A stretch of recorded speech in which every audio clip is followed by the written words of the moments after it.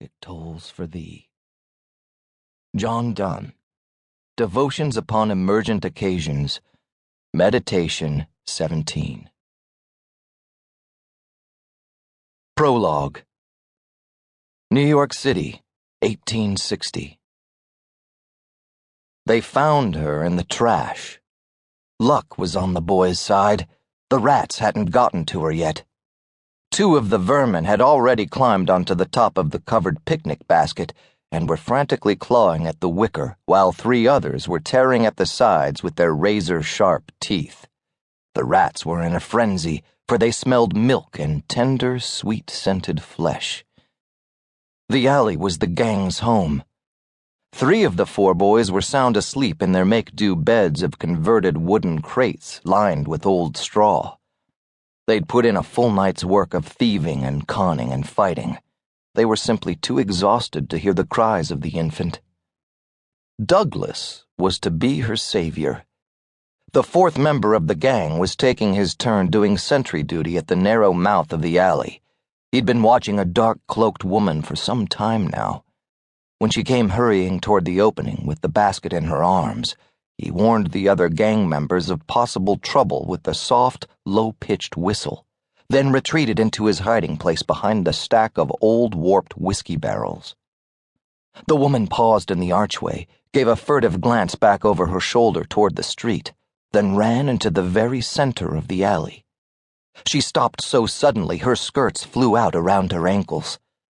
Grabbing the basket by the handle, she swung her arm back as far as it would go to gain momentum and threw the basket into a pyramid of garbage piled high against the opposite wall.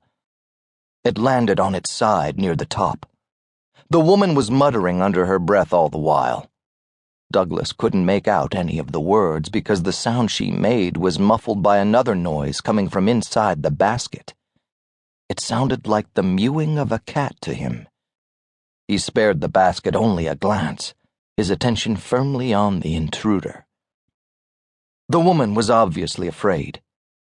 He noticed her hands shook when she pulled the hood of her cloak further down on her forehead. He thought she might be feeling guilty because she was getting rid of a family pet. The animal was probably old and ailing, and no one wanted it around any longer. People were like that, Douglas figured. They never wanted to be bothered by the old or the young. Too much trouble, he guessed. He found himself shaking his head and almost scoffed out loud over the sorry state of affairs in general, and this woman's cowardice in particular. If she didn't want the pet, why didn't she just give it away? He wasn't given time to mull over a possible answer, for the woman suddenly turned around and went running back to the street. She never looked back. When she was almost to the corner, Douglas gave another whistle. This one was loud, shrill.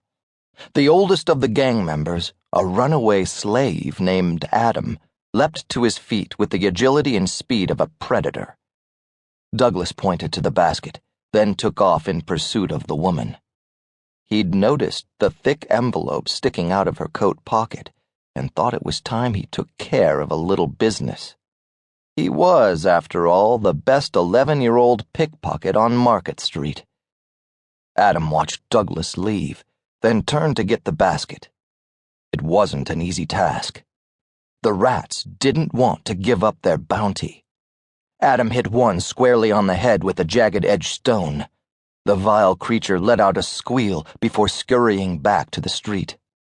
Adam lit his torch next and waved it back and forth above the basket to frighten the other vermin away. When he was certain they were all gone, he lifted the basket out of the garbage and carried it back to the bed of crates where the other gang members still slept.